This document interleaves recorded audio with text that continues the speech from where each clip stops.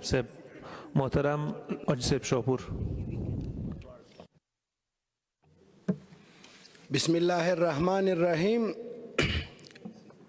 رئیس صاحب و هیئت اداری و معزز وکیل صاحبانو، السلام علیکم و رحمت الله و برکاته.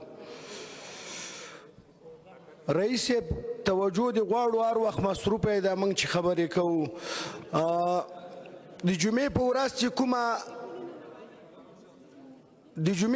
چې کوم جنایت سوی د په لوګر کې، نو کوم جنایت چې په لوګر کې سوی دا موږ دغسې دغه 18 کاله کېږي د موږ د لوګر ولسونو قرباني ورکړې ده او موږ به بیا هم قرباني ورکوو، بیا به هم ورکوو او موږ دغه جمهوریت نه دفاع کوو. که دښمن هر څومره که موږ سر او مال باندې هغه کېږي، موږ دغه جمهوریت نه ملاتړ کوو او دغه نظام ملاتړ یو.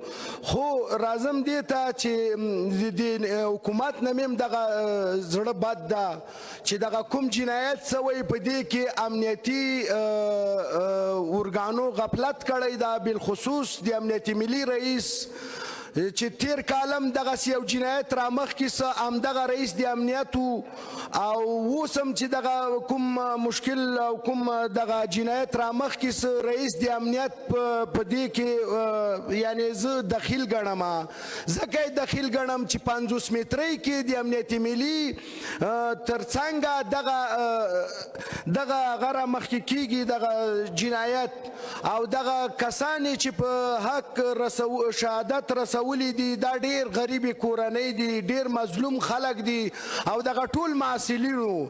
نو زه په معاون صاحب امرالله صالح صاحب باندې غږ کومه چې دا قضیه ته وڅېړه، هسې نم د افغانستان ټول غمونه تا په سر اخیستي، دا قضیه وڅېړه. په دې کې امنیتي ارګانونه او امنیتي ملي، بالخصوص امنیتي ملي په دې کې دخیل ده، امنیتي ملي په دې کې داخل ده او بالون نه ده. بالون دغه بالون دی وکتل سي چې دغه موټر د ښار ته په کومه لار راننوت او که چیرته دغسې حال وي د موږ ولس ډېر غریب ولس ده، ډېر بیچاره ولس ده.